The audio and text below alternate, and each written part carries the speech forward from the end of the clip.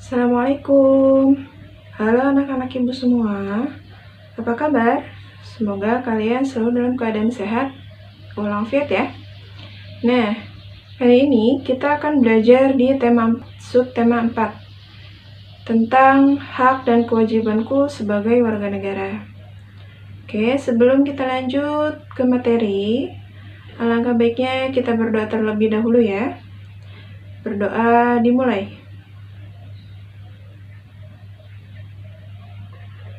Selesai. Aku adalah warga negara Indonesia. Aku lahir dan tinggal di Indonesia. Aku memiliki kewajiban dan hak sebagai warga negara. Aku harus melaksanakan kewajibanku. Aku harus menjadi warga negara yang baik. Aku harus belajar sungguh-sungguh. Aku harus menjadi anak yang sehat dan kuat. Aku sudah banyak mendapatkan hakku. Aku tinggal di lingkungan yang aman. Aku bersekolah dengan gembira. Di dekat rumahku ada klinik dan tempat ibadah. Adik-adik, kita perlu bangga ya menjadi warga negara Indonesia. Di sini ada bacaan tentang lingkungan hijau. Dayu ke sekolah berjalan kaki. Jalan di dekat rumah Dayu dipenuhi pohon rindang. Udara terasa sejuk dan segar. Jalan di depan sekolah Dayu gersang. Tidak ada pohon besar yang hijau. Di siang hari udara terasa panas. Dayu menutupi kepalanya dengan buku saat pulang.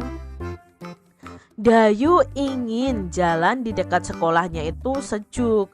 Dayu berdiskusi dengan teman-temannya. Mereka sepakat menanam pohon di sekitar sekolah. Mereka akan mengajak orang tua bekerja sama. Ibu guru mendukung keputusan anak-anak. Itu tadi adik-adik ya, perbedaan antara lingkungan yang hijau dan lingkungan yang gersang. Ya, kalau lingkungan yang hijau kita akan merasa sejuk, lalu kita akan merasa nyaman juga ya. Tapi kalau lingkungan di sekitar kita gersang, ya otomatis adik-adik rasanya panas ya, kita tidak nyaman adik-adik. Nah, dalam bacaan tadi, masalah apa yang ada pada bacaan tadi atau pada teks tadi adik-adik? Masalahnya adalah jalan di depan sekolah Dayu itu gersang, tidak ada pohon besar yang hijau. Di siang hari udaranya terasa panas. Mana kalimat yang menunjukkan penyelesaian masalah? Nah, tadi Dayu itu menyelesaikan masalahnya dengan berdiskusi dengan teman-temannya. Mereka sepakat menanam pohon di sekitar sekolah. Nah, mereka akan mengajak orang tua untuk bekerja sama. Adik-adik, semua warga negara itu berhak atas lingkungan yang sehat dan sejuk. Lingkungan yang sehat dan sejuk akan membuat lingkungan lebih nyaman untuk ditempati. Namun saat ini banyak pohon ditebang sehingga lingkungan menjadi gersang dan panas ya adik-adik ya. Dayu menggunakan buku untuk menutupi kepalanya. Ia ingin memakai topi yang sederhana dan murah. Nah, di sini Dayu membuat topi dari kertas adik-adik. Coba ya adik-adik kalian praktekkan membuat topi dari kertas ini. Yang pertama langkahnya adalah ambil selembar kertas koran. Lipat kertas koran menjadi 2 bagian. Nah, seperti gambar 2 ini ya. Sisi yang terbuka berada di bawah.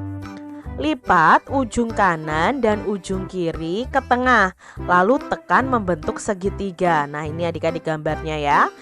Berikutnya, lipat kertas kedua sisi bagian bawah ke atas, lalu tekan adik-adik. Nah, seperti ini ya, sisa kertasnya tadi dilipat ke atas. Bukalah kertas perlahan, lalu rapikan. Maka topi sudah siap dipakai. Sesuaikan ukurannya dengan ukuran kepalamu. Nah, nanti jadinya akan seperti ini adik-adik. Topi dari kertas. Setiap orang itu wajib menjaga lingkungannya agar nyaman. Salah satu cara agar lingkungannya nyaman adalah dengan menanam pohon. Lingkungan di tempat tinggal Dayu akan ditanami pohon. Pohon yang akan ditanam adalah pohon angsana. Ya, hari ini kecamatan akan membagikan bibit pohon angsana. Kecamatan akan membagikannya ke seluruh kelurahan. Di kecamatan tempat tinggal Dayu ada 10 kelurahan. Nah, di sini kita akan menghitung berapa banyak bibit pohon angsana yang ada di kecamatan.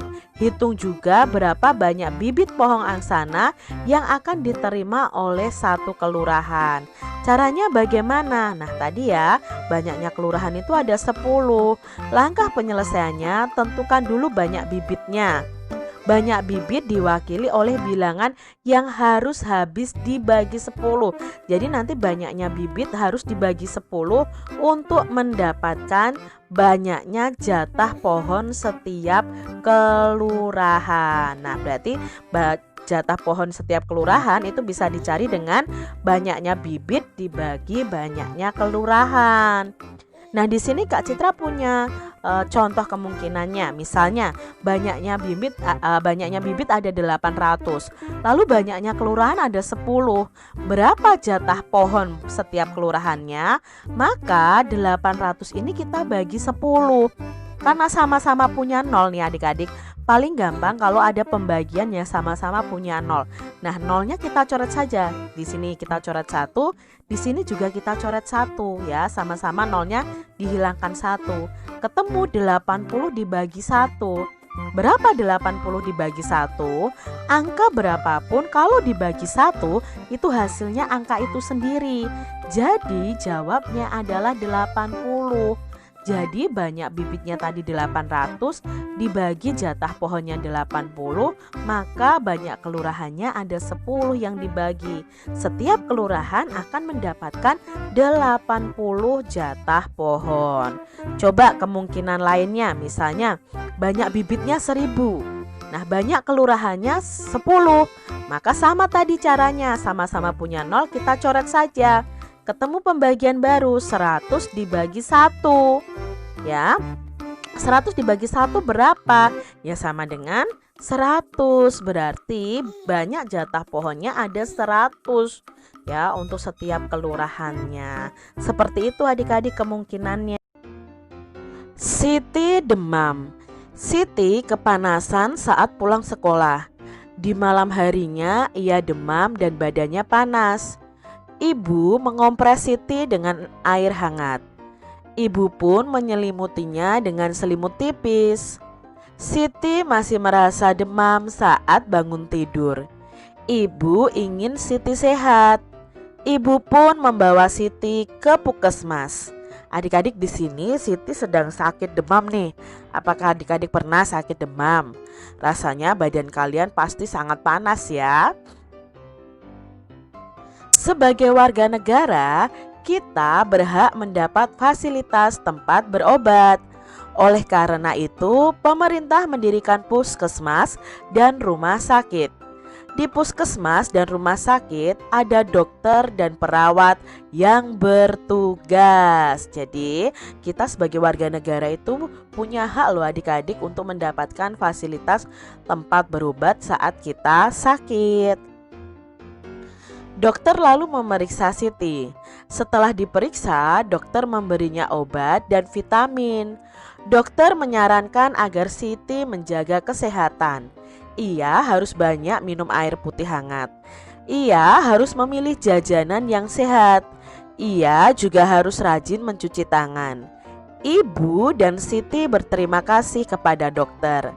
Mereka senang berobat di puskesmas. Nah, itu tadi cerita tentang Siti yang sedang sakit demam.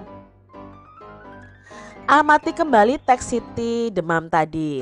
Temukan kewajiban dan hak pada teks. Nah, pada teks tadi itu ada kewajiban dan haknya.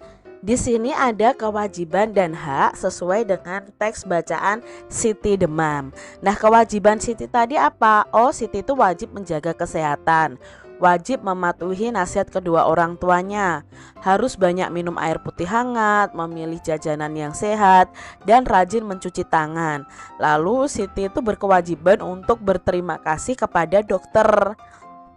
Sedangkan hak Siti adalah Siti tuh berhak mendapatkan fasilitas tempat berobat. Siti berhak dikompres dan diselimuti saat sakit atau dirawat oleh orang tua. Nah, Siti dirawat dokter dan perawat yang bertugas itulah adalah hak Siti. Dan Siti mendapatkan obat itu juga hak Siti adik-adik. Hak mereka itu mereka harus merasa nyaman, senang berobat di puskesmas.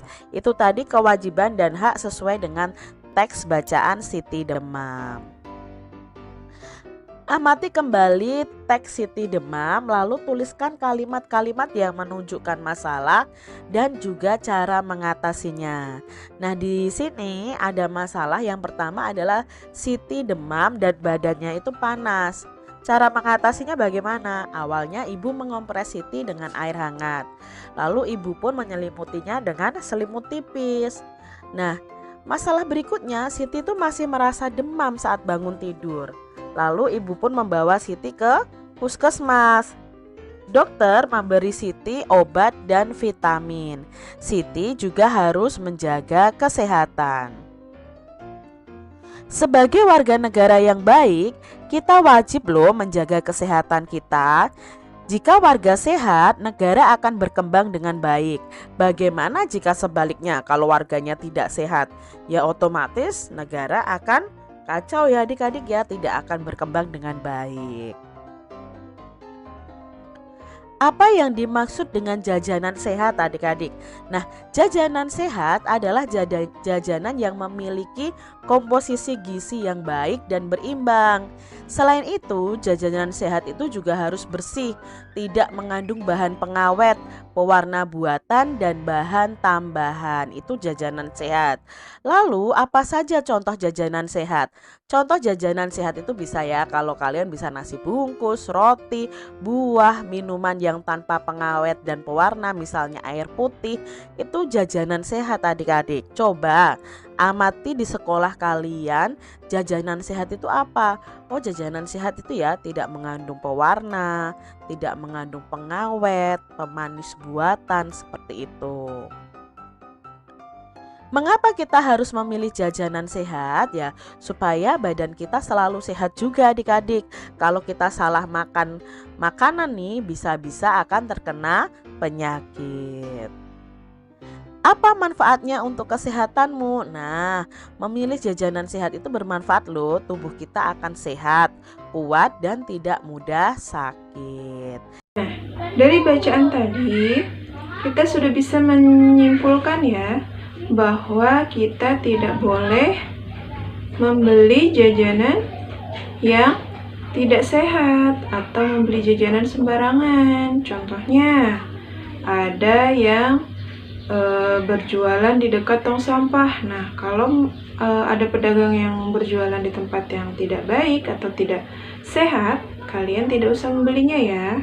Nah, ingat, karena sehat itu berharga dan sehat itu mahal. Jadi kalian harus hati-hati dalam menjaga kesehatan, harus hati-hati dalam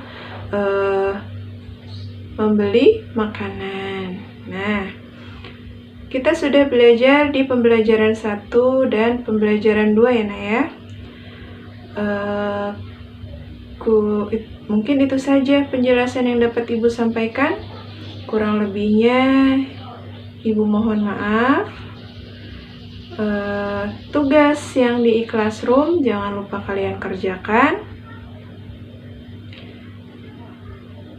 Wabillahi taufiq wal hidayah. Assalamualaikum warahmatullahi wabarakatuh.